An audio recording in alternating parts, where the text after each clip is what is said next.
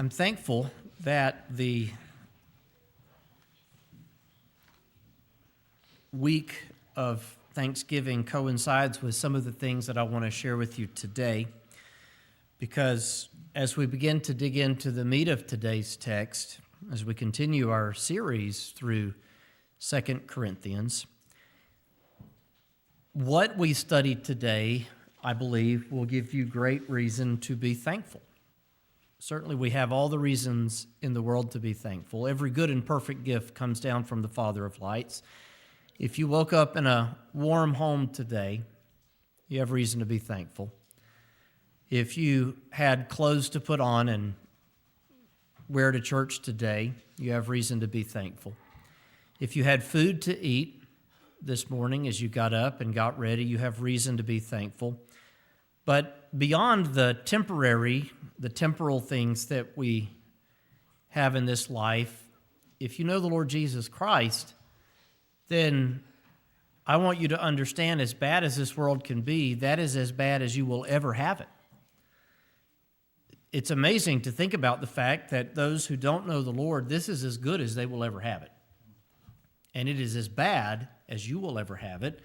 You have all the reason in the world to be thankful as you take your mind, as we will see today in closing, the last thought that we share with you, off of the things that are temporal, and you place them on the things that are eternal. I invite you to return with me this morning to the 4th chapter of the book of 2 Corinthians for a message that I've entitled, Cast Down, but Not Destroyed. Cast down, but not destroyed. As you're turning, I'll say that while this is a new line of thought compared to what we've considered over the last two messages from this letter, to remind you of that, last week we looked at this ministry that we have, the ministry that the Apostle Paul had, the ministry of these other types of ministers today and throughout church history, and their reception as they go and preach the gospel, how that message is received based very much upon the condition of the heart of the person that hears the message. 2 weeks ago, we looked at the fact that the veil is over the eyes of the children of Israel so that they cannot see. A judicial blindness is over them so that they cannot see the glorious gospel, but there is coming a day when the Lord shall graft them back in together, as we read from the book of Romans chapter 11. Today, we consider a very much new line of thought, but this is an extension or an offshoot of the things that we have been discussing recently, namely the reality of suffering for a disciple of Christ. Now you say, Brother Ben, you introduced this as a message that's very fitting for Thanksgiving, and you just told us that we will all experience suffering in this world. That doesn't sound to me like much of a reason to be thankful. Well, I believe as we begin studying through some of these statements that we consider today, you'll see that we're all going to experience suffering, but it's what the Lord does for us and in us. What he gives us despite the suffering that we experience in this world, that is the cause that you and I can be thankful in. That is what can make us and should make us thankful. As we consider this morning the concept of suffering, we also consider some of the most beautiful language found in the New Testament, language that I would argue is even just about poetic, because some of the language that we consider today, if you notice how we titled our message, Cast Down But Not Destroyed, is used by hymn writers in the very hymnal that we sing out of each and every Sunday to describe the experience of the Christian in this world. Cast down but not destroyed. That'll probably be our closing hymn for today. Mixtures of joy and sorrow I daily do pass through. And as you get to the very famous lyrics in that, cast down but not destroyed. Cast down but not destroyed. These words are poetic, some of the ones that we consider today, and they're very beautiful.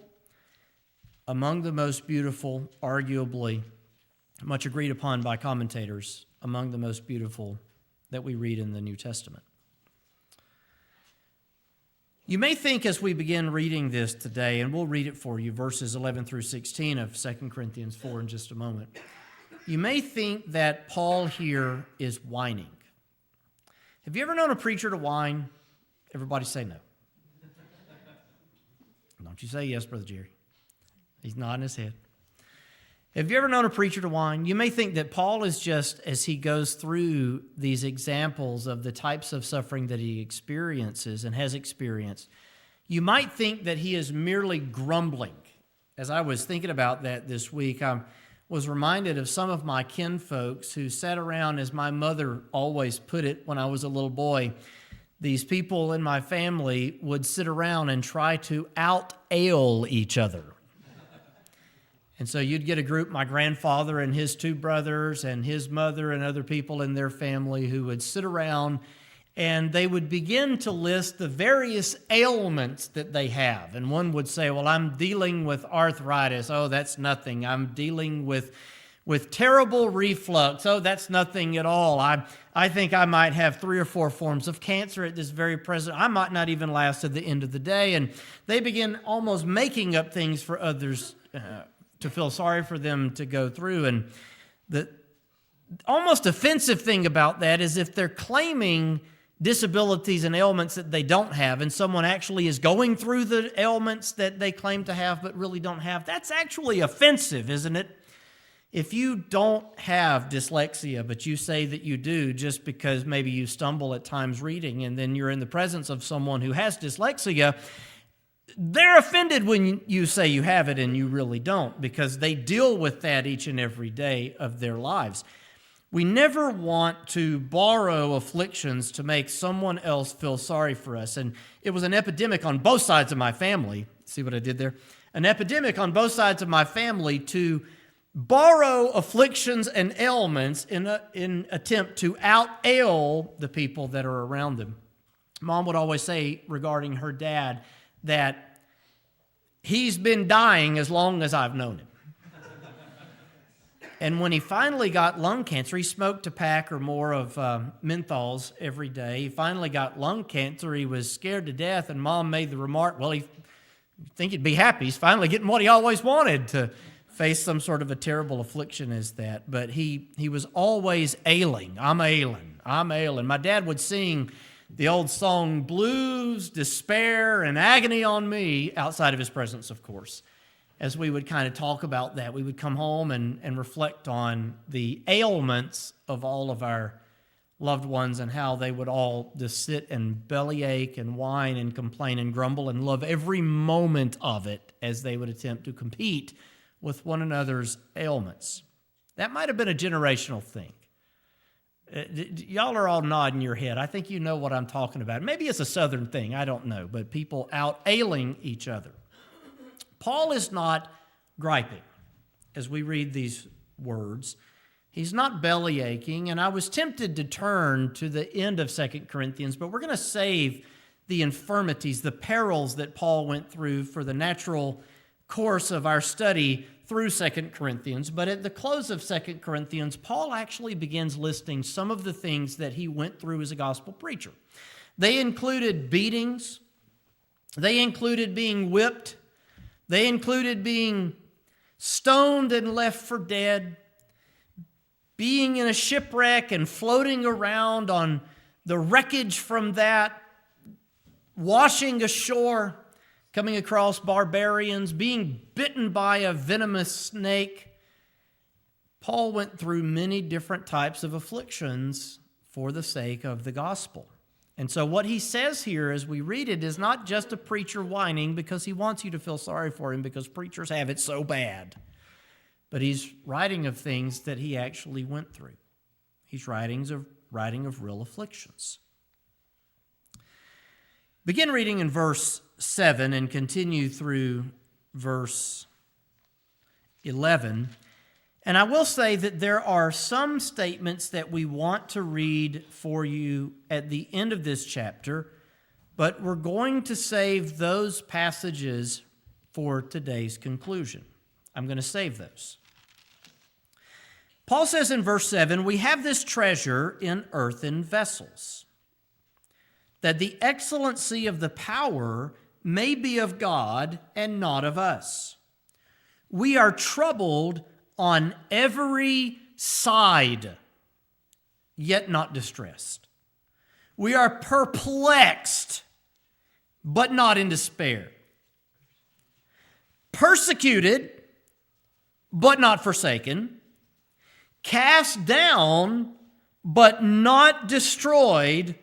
Always bearing about in the body the dying of the Lord Jesus, that the life of Jesus might be made manifest in our body. For we which live are always delivered unto death for Jesus' sake, that the life also of Jesus might be made manifest in our mortal flesh. Now again, verses 16 through 18, don't peek. Don't peek. That's going to be the exhortation that we give you, the application, the practical way to consider what we've looked at today as we come to the close of our message today. We have this treasure in earthen vessels. Referring back to last week's message, what Paul means there by earthen vessels is our physical body. According to the book of Genesis chapter 2 and verse 7, God formed man out of the dust of the earth, the dust of the ground, and he breathed into his nostrils the breath of life. We are animated clay. God formed us from the dirt. He breathed into our nostrils the breath of life, and Adam became a what? A living soul. When Adam sinned and fell short of the glory of God, as he ate of the tree of which God commanded him not to eat, the tree of the knowledge of good and evil, do you remember what God tells him? From dust thou wert taken, and unto what shalt thou return? Unto dust. You were made out of the dirt because you've sinned, and because I told you, like I told you, the wages of sin is death. Because you have violated the commandment that I give you, you will die. You were formed out of dust, and when you die, you're going to turn back into dust. Have you ever thought about what the world would look like if when men died, they just laid there forever? Oh, it'd be a creepy place, wouldn't it? That's more of an October-themed message rather than a November-themed message. They would just lay there forever, but God designed it in such a way.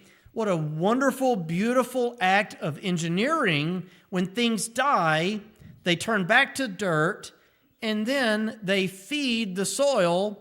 The plants take those nutrients from the soil in conjunction with photosynthesis, and they grow, and what an amazing thing. They produce what we breathe in, and then we breathe out what they need to survive. What an interesting and beautiful way God has created the world. And if you've never stopped and thought about that, you need to spend a few hours pondering how wonderfully and perfectly this creation is that God has made.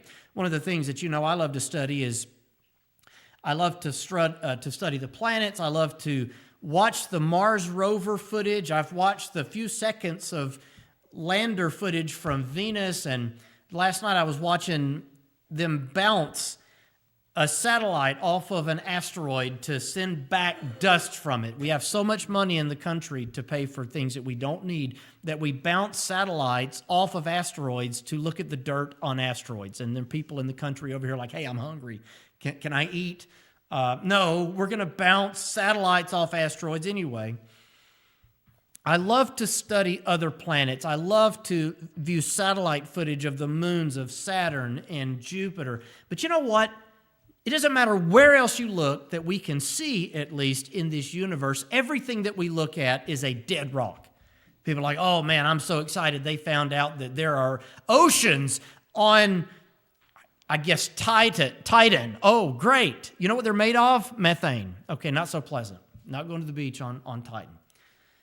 We have a planet perfectly suited for life, and we have life perfectly suited for this planet so that there is a constant recycling of material so that we have life as we know it in this world. God forms man from the dust of the ground. As man sins, he then brings death into the world, And as he dies, he returns to the dust. As he returns to the dust, the process begins itself all over again, where things absorb that, and then we eat that, and then we grow.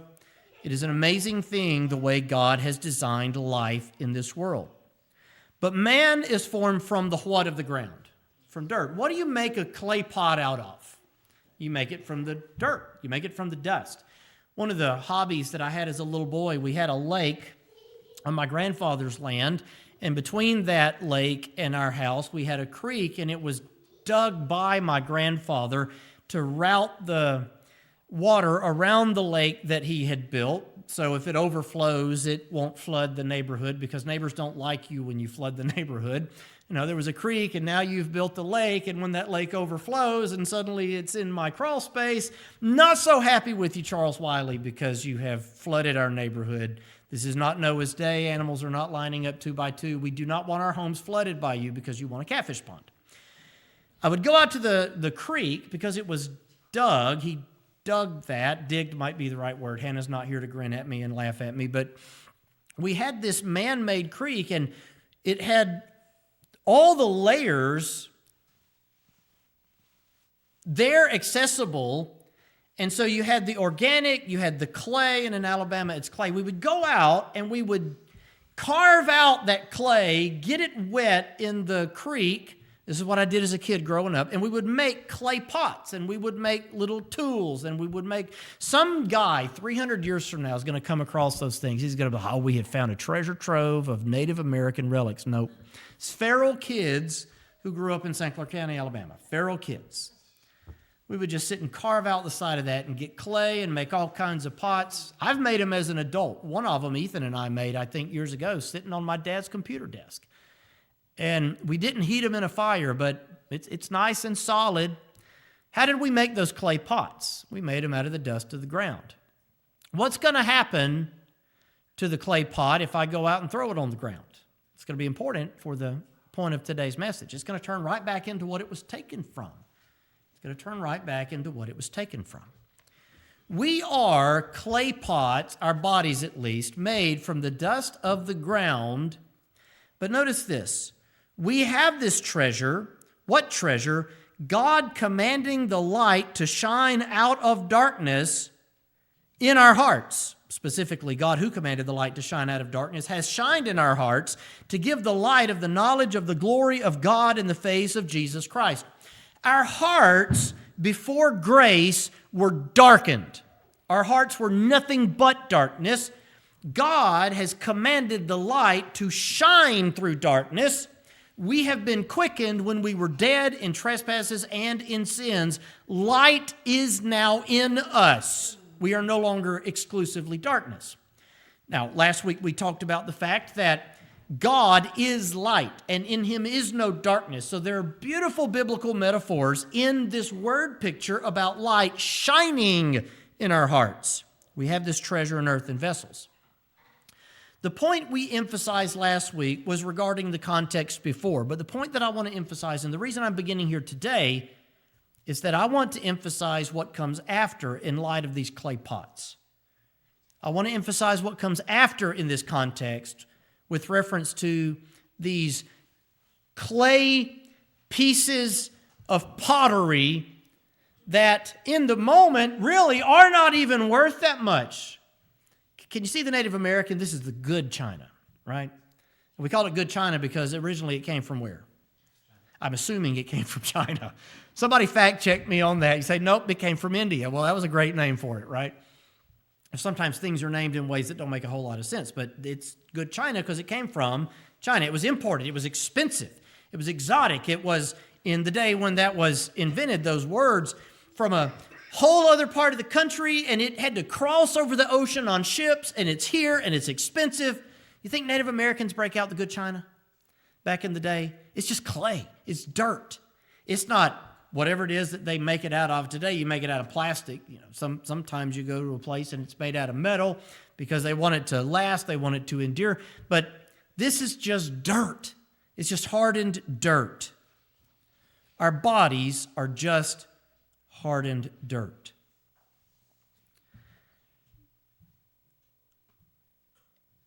As we think about the contrast between the light that we have in our hearts, God shining the light in our heart, and the clay pot, the outside, one last thought about that before we look at the furtherance of Paul's point in mentioning this. Because cast down is very much going to have reference to what people do with an old, worthless clay bowl. Contrast the longevity and the power of light with the longevity and the power of a clay pot. What happens when you take a clay pot and throw it on the ground? It breaks. Stomp it into the dirt a little bit, and what's going to happen? It's going to turn back into the dirt. Now, you might have an archaeologist that comes along hundreds of years later, and it was preserved, and they dig it up, and they put it in a museum, and they learn a little bit about ancient peoples who used to occupy the same piece of dirt. But more times than not, clay pot simply goes to the dirt. It's destroyed. It's easy to break. It's brittle.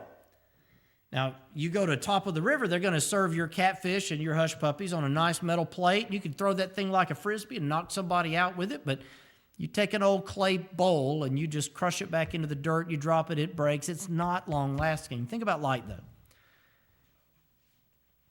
We see distant galaxies because light makes it here from there.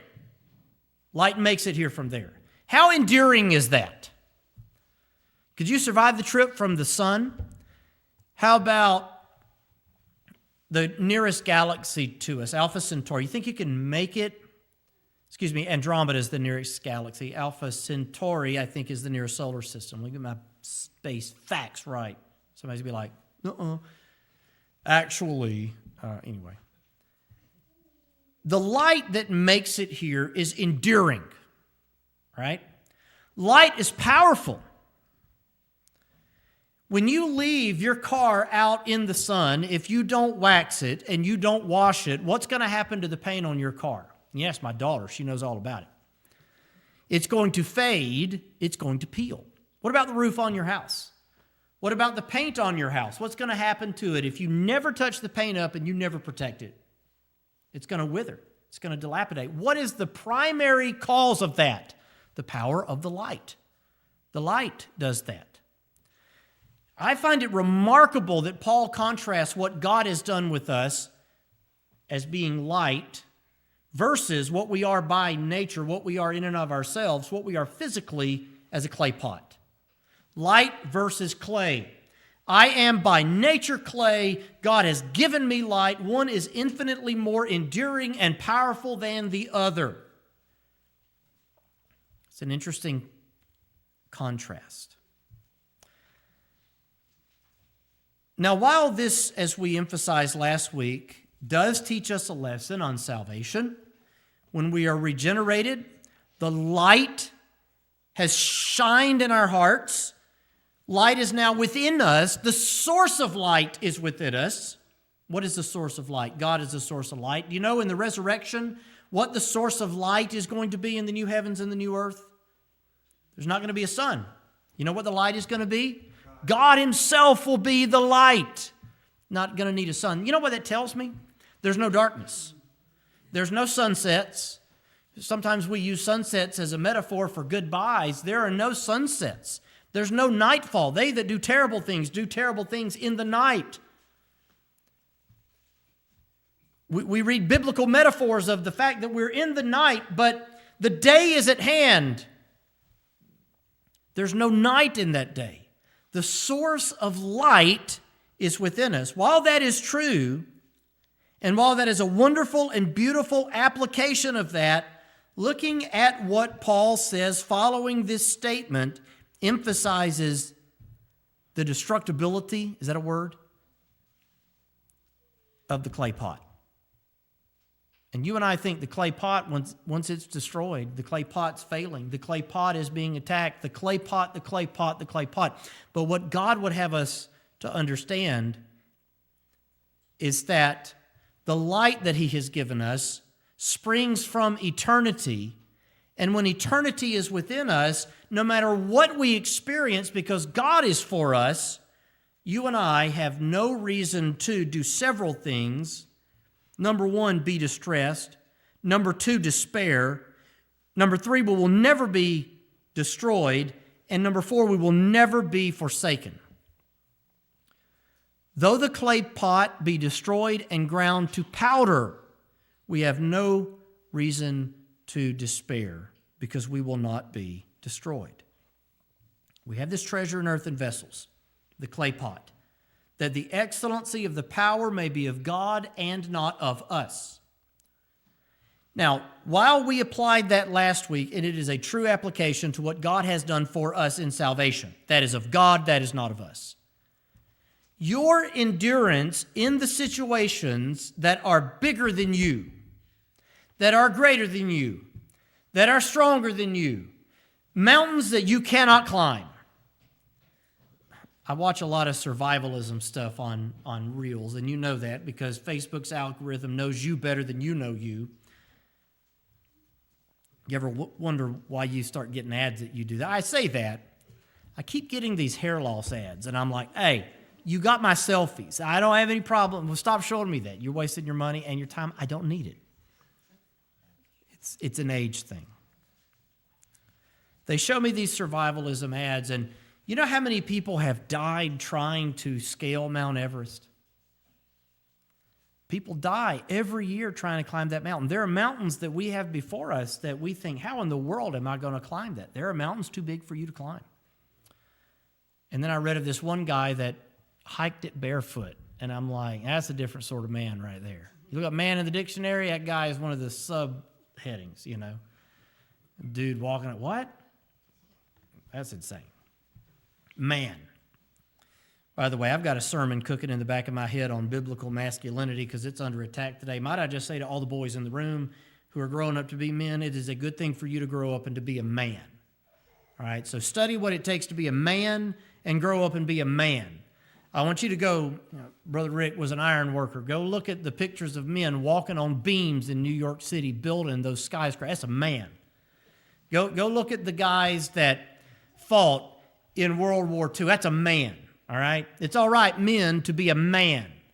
There's some people I see on social media, and I'm just thinking, if that's what the Russians and the Chinese and the Iranians and the North Koreans think the average American male is like, we're in trouble because they're not going to be afraid at all to come invade us. Men, be men.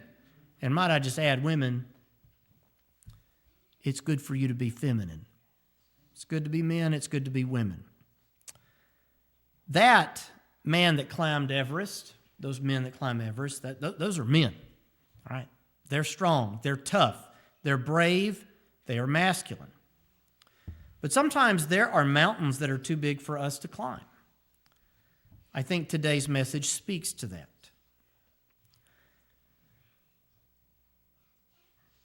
There are battles that are so great that you and I do not have the strength to bear them. You don't have the strength sometimes to fight the battles that you are called to fight.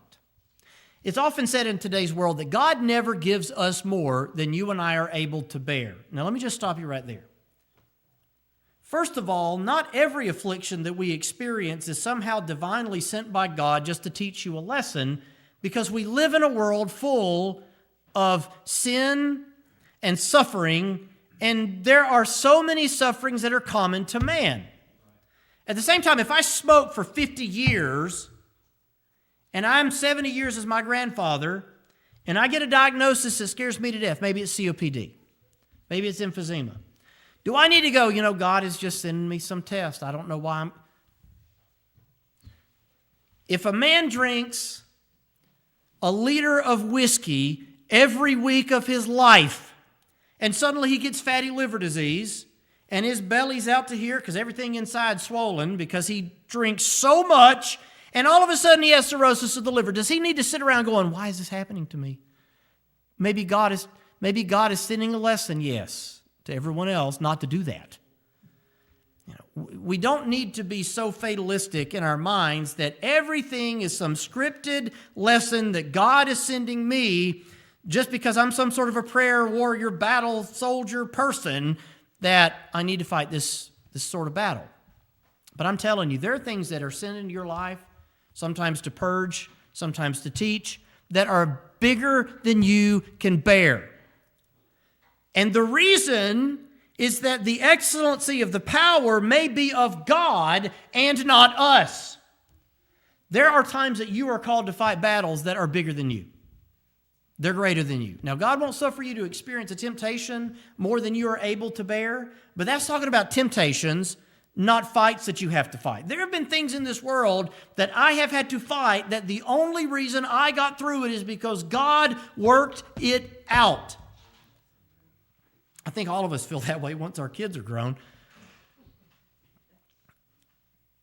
But you think back to some of the trials that you've experienced in your life. There are times when the only reason that you get through the trial is because God stood there with you and God stood there for you. And in those moments, when they come, what He's teaching you and us, all of us, is that we are not almighty. He is. We are not invincible. He is. We are not omnipotent. He is. And so when the trials come, the solution to the trial is not to stand in my own strength, but to throw myself at the feet of Christ. That is the point. That is the lesson.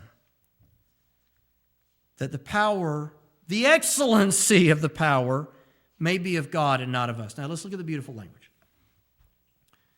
We are troubled on every side, yet not distressed. We are perplexed, but not in despair. Persecuted, but not forsaken. Cast down, but not destroyed. Troubled on every side. Paul literally was troubled on every side. Everywhere he goes to preach, what happens? People beat him up. They yell at him. They argue with him. You know, we think when somebody argues with us in the comment section of a news story on social media, I'm being persecuted. No, you're not. Somebody expressed a different opinion. If they called you names, if that was persecution, it was way down here on the Richter scale. Okay? Cry a river. Cry a river. Here's a quarter. Never mind. Paul isn't just argued with on social media and then goes around saying, I'm persecuted. Somebody said something mean to me. Well, bless your little heart. That's why God gives us children when we have them, to teach us that people are going to say mean things to us, and it doesn't matter how good we do. Paul, as he goes into Ephesus, they drag the Christians into a Colosseum, roughing them up. They didn't say, please come with me, sir. You know, every time they're dragged somewhere, understand, they're like beating them as they go, kicking them, smacking them, tying them up. Throw them into a Colosseum. The people are raging and screaming and yelling, great is Diana of the Ephesians, great is Diana of the Ephesians, for hours. And they're scared for their lives. Trouble on every side. When Paul began his discipleship, before even he began his ministry, really, Jews who had once agreed with him now waited outside the walls of the city to pounce on him and kill him. And so he climbs out a window. They lower him down in a basket. He's a basket case preacher, and he goes about another direction. Everywhere he goes, people are beating him up. When he says we're troubled on every side, he literally means this. Everywhere he goes, there's trouble. The modern American version of the gospel says, if you're really faithful to Jesus, you're not going to experience any troubles in your life. The Bible version of the gospel says, if you are faithful, life is going to be hard. If you are faithful, life is going to be hard. We are troubled on every side. That word troubled is believed to perhaps come from a Greek word connected with the wrestlers of the time. Now, I love to watch wrestling, and I don't watch it all the time anymore, but in high school and college, my buddies and I would get together. We watched WWE. It was WWF back then, and I still want to call it WWF. We watched WWF wrestling, and these guys would be picking each other up and choke slamming each other and knocking each other through tables and hitting each other in the head with chairs. And they don't really do that in attempt to hurt one another because there would be no more wrestlers and they would go out of business. So they do that in a way to try to not hurt each other. Sometimes it gets way out of hand. I'm talking about one of the best matches I ever saw was this guy throws another guy off a cage, and he lands on the announcer's table, and he gets up and he's spitting out teeth, and it was awful. And because of that, they change some of the ways that they do things. If you want to go look up a good wrestling match, that's the sort of thing that I enjoyed watching. Micah and I won some tickets, and he and I went and watched WWE just a few weeks ago. We're leaving the VBC, and he looks at me and says, "Dad, this is the best night of my life." Bless your heart. Bless your heart. It's a good night for me too, buddy. It's a good night for me too. Well, these are not wrestlers that fake it and pretend it and are trying to keep each other safe. There's not a spring in the middle of the mat. There's not canvas and a little pad on top of it. They're not pretending to kick each other while slapping each other. They really are wrestling, real wrestling, and people get hurt. And at times, if you look into the gladiators, they fight even unto what? Unto the death. There's no pin, there's no out of bounds. It is you die. We are troubled on every side. That word troubled, some people believe, has reference to wrestling, real physical violence. Now, before we go on through this, I want to say a couple of things, okay? Number one,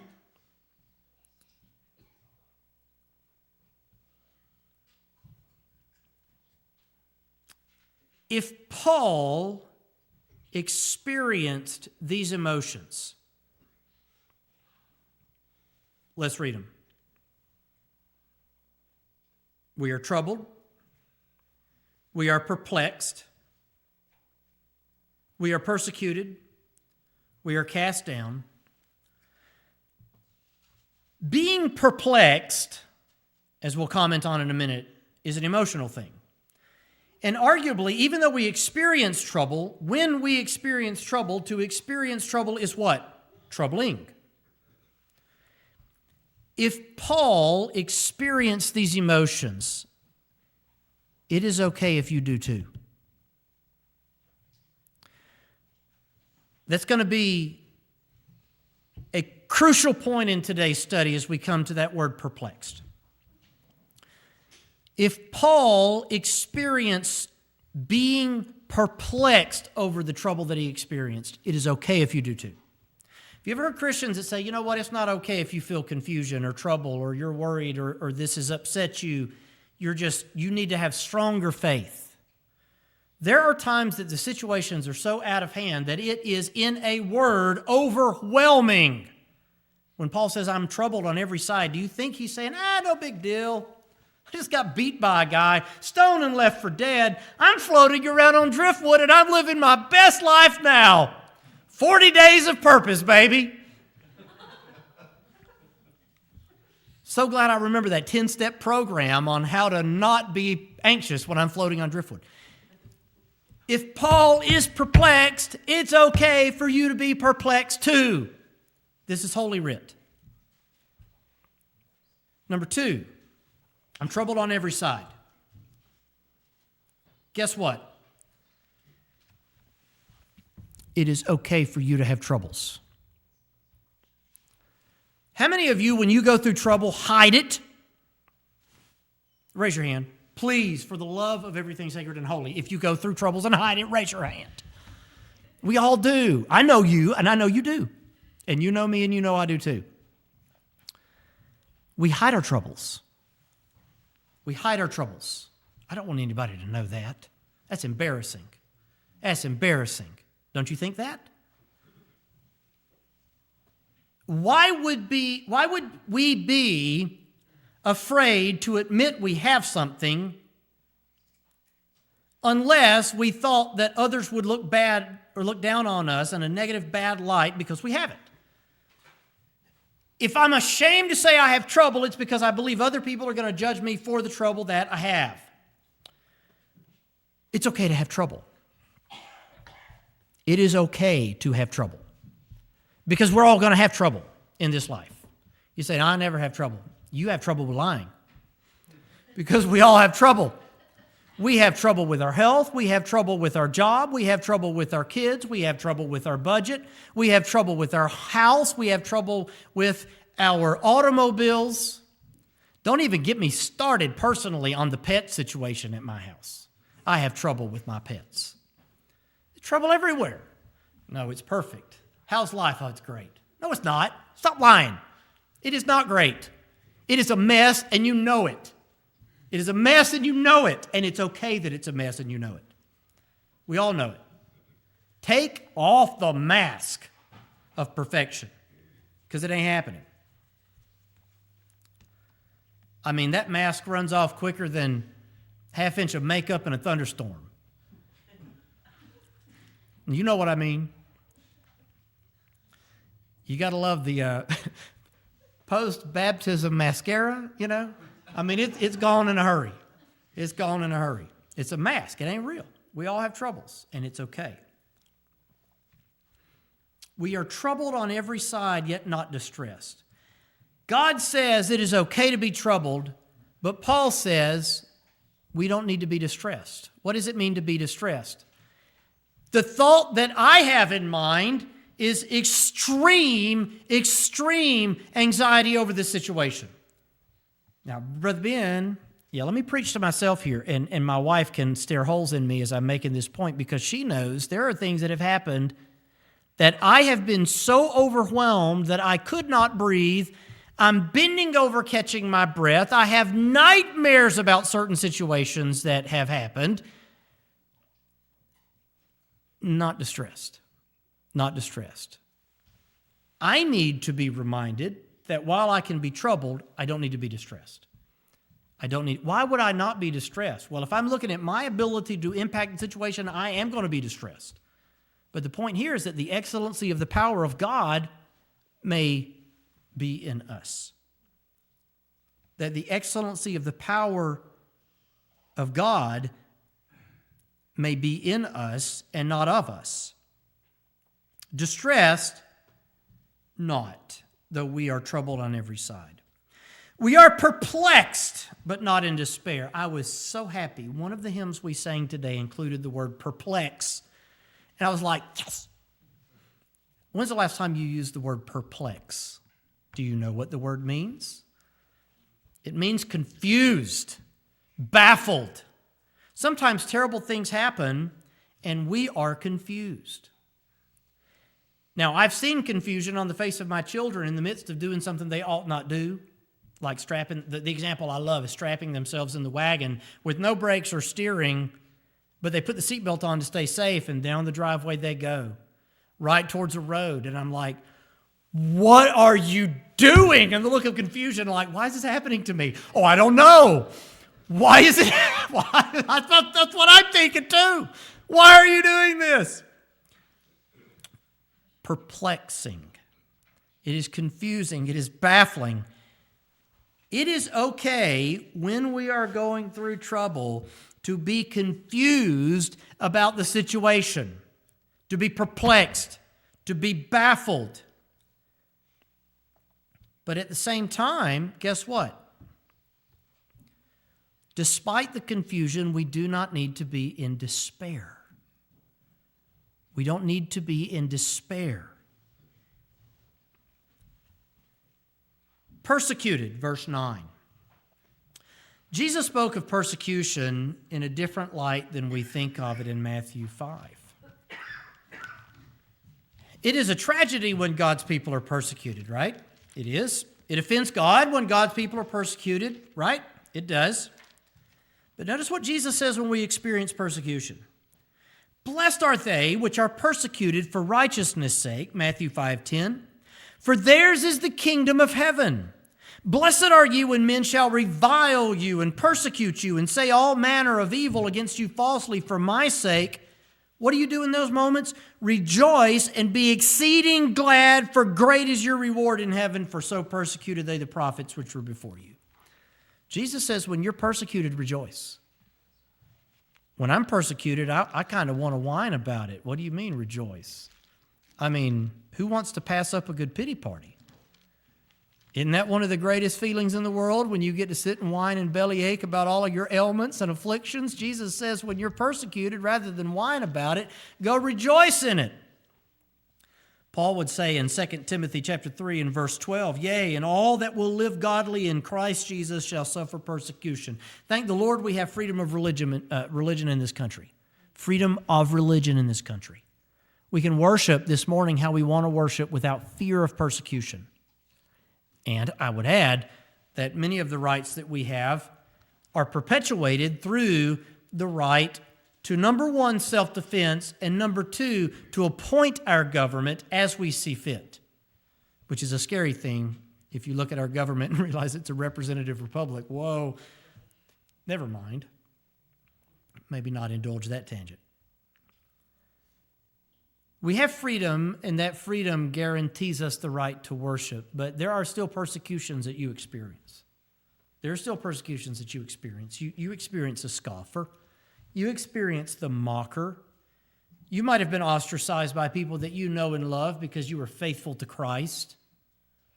You've suffered persecution. All who live godly shall suffer persecution. When you see someone persecuted, take Paul, for instance, as he's laying there in a pool of his own blood, covered in bruises and welts. You see him laying there with stones around him. Would the thought cross your mind, that man is forsaken of God? Persecuted, but not forsaken.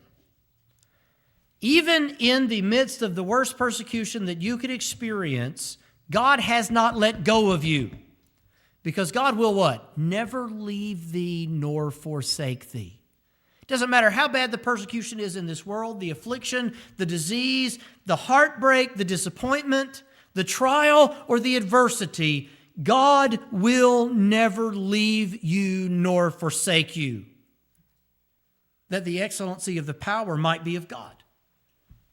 Despite the affliction, despite the persecution, we are not forsaken. Now, verse 9, part B, cast down, but not destroyed. Albert Barnes said that perhaps this alludes back to the wrestling. Troubled, the wrestling word. What do wrestlers do? They throw another person on the ground. That's violence. But in my mind, that hails back to the concept of having the light in earthen vessels. What do you do to an old broken pot? Throw it on the ground, you discard it, you let it go back to dust from which it was taken. We are cast down like broken pots, but guess what? We're not. We're not destroyed. We're not destroyed. When Paul was eventually beheaded for his testimony, did it look like he was destroyed? When Peter was crucified upside down, did it look like he was destroyed? When all of these men of God were executed, who were these apostles, these original apostles, didn't it look like they were destroyed when they were executed? All but John. It looked like they were destroyed. When John the Baptist was beheaded for telling Herod that it was wrong for him to have his brother's wife, didn't it look like he was destroyed? Do you know what the Apostle Paul says about death? He says, "For thy sake we are accounted as sheep for the slaughter all the day long. Nay, in these things we are more than conquerors." It's remarkable that the thing that we dread the most in this life is an event in which we are more than conquerors through Christ. And that's when we breathe our last breath. That's what we fear the most. It is natural. It is the way that we are made.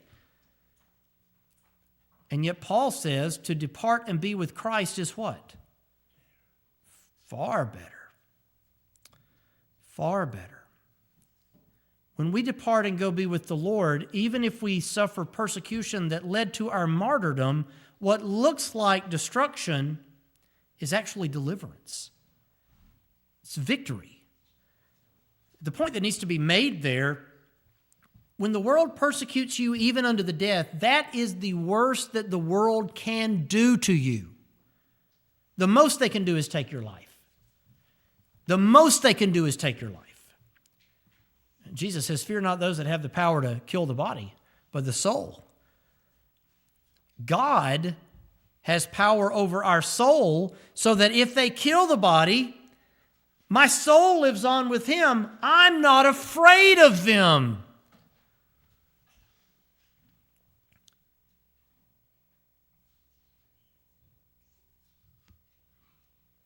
we're cast down, but we're not destroyed. In death, the worst that they can do, we are more than conquerors. Always bearing about the body of the dying of our Lord Jesus Christ. What's Paul saying here? Go back to chapter 1 and verse 9. We had the sentence of death in ourselves, that we should not trust in ourselves, but in God which raiseth the dead, who delivered us from so great a death, and doth deliver, in whom we trust that he will yet deliver. That speaking of deliverances past, present, and future, despite the fact that he had what? The sentence of death in himself. We walk around, according to these verses, carrying a death sentence in the eyes of the world. You know, the world loves to say we can agree to disagree, right? That's kind of the thing. This is your truth. This is my truth. Let me tell you, there's no your truth, my truth nonsense. It's just the truth or it's not. Okay? It's fact, it's not. We're entitled to our own opinions. We're not entitled to our own facts. The facts are the facts, period. Be a fact person. Be a fact person. There's no your truth, my truth, his truth, her truth. No, it's just truth or error. It's truth or error. The world loves to say we can agree to disagree. Does the world really want to agree to disagree with you? The world wants to slaughter you. The world is angry at you. The world is offended at you. The world, according to Romans chapter 1, speaking of society, but specifically the unregenerate reprobate, and if you're wondering what reprobate means, it means unregenerate. Look at the camera and say it. If you're wondering what reprobate means, it means unregenerate people who do not know God. There are not there are not reprobate children of God. It means void of judgment. If you are born again, the law of God is written on your heart. We are not ineffectualists. We are not hollow loggers. The new birth makes a difference. And to say otherwise is tantamount, borderline heresy. Anyway, the unregenerate, studying this word this week, the reprobate, they hold, according to Romans 1:18, the truth and unrighteousness. You know what that word hold means? It doesn't mean like embrace it. Like, oh, I hold to the truth. Well, good for you. It means to suppress it. It comes from two words, a word that means hold in Greek and a word that means down. The unregenerates hold down the Word of God when they have the power to. He's trying to stomp it out. The wicked do everything they can to stop the truth from being spread in this world. And because of that, when they have political power, they use that political power to do, you know what? Can you guess it? To eliminate and eradicate those who are disciples of Christ. They will go to the lengths of putting you to death to stop the message from being preached. It's why I'm thankful again that we have religious liberty, coupled with the right to appoint our government and the right to defend ourselves in this country. You should be thankful for that too. So, in closing, Paul has a death sentence. Look back at the things that he experiences. He's troubled on every side, but he's not depressed. He's perplexed, but he's not in despair. He's persecuted, but he's not forsaken. He's cast down, but he's not destroyed. And everywhere he goes, he has a death sentence on him from the world around him. What is Paul's secret? Let's look at verses 16 through 18. For which cause we faint not. We faint not. All right, we're going to get into the secret here. Got about 30 minutes remaining, just kidding. Though the outward man perish, yet the inner man is renewed day by day. The outward man is a clay pot, the inner man is the light. In this analogy. For our light affliction, now wait a minute. Our what? Dude, they whipped you with 39 stripes. They punch you in the face. They arrest you on multiple occasions. They stoned you and left you for dead. You were in a shipwreck and floated around, and then you got to shore and were bit by a snake. Our light affliction, I don't think he's Bruce Lee. You know, Bruce Lee's all, and then he just kind of, like bring it on. I don't think he's like, let me shrug it off. Every single time a rock hit him, it hurt. When the stone hit him, it hurt.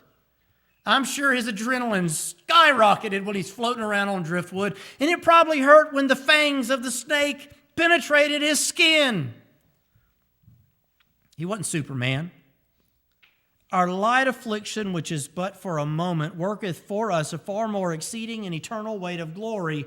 We glorify the eternal God through the eternal life that He has given us in these light afflictions, which are but for a moment. How long is eternity? It never ends. When we've been there 10,000 years, bright shining as the sun, it never ends. How long is your life a vapor? Look, I'm halfway there. I should be about a quarter of the way there. And right now I've got arthritis in my right foot and it's swollen up and purple and I hate it and I'm limping around and taking more ibuprofen than you're supposed to take in a day. Last week it was strep throat. The week before that I threw my back out. Okay? We get old. And this is only halfway through the journey. Happy day. Oh boy. People are like, this is as good as you're going to have it, buddy. Oh, thank you. That's encouraging. Light affliction. Light affliction. And it endures for what? A moment. And it's gone. Our lives are a blink of vapor. I'm going to read and go back. While we look not at the things which are seen, but at the things which are not seen, for the things which are seen are temporal, but the things which are not seen are eternal. What is Paul's secret? Now, hear me very carefully because I am not criticizing modern ways of dealing with trauma. If you have trauma, it is good to speak to a professional. If you have mental illness, it is good to speak with a professional. But listen, the secret of getting up and going back and living not in despair, being perplexed but not in despair, the secret was not therapy. The secret was not, and I'm not dissing therapy. The secret was not medicine, and I'm not dissing medicine. Again, I've got a box that I go through. All right, this one at this hour, this one at that hour. Yeah, we like medicine here.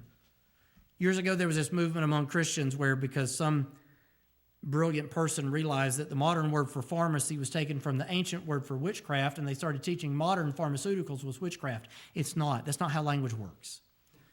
And all of those preachers, they tell their wives, you can't use medicine in childbirth. You can't take pain medicine. I'm like, okay, when it's time for your appendix to be taken out, I want you to look at the doctor and say, no anesthesia for me. I'm a Christian. And suddenly people stop talking to me. I don't know why. Nothing wrong with medicine. But that wasn't Paul's secret. His secret wasn't a multi-step program to live his best life now, because he's not going to. Paul's secret was not a guru.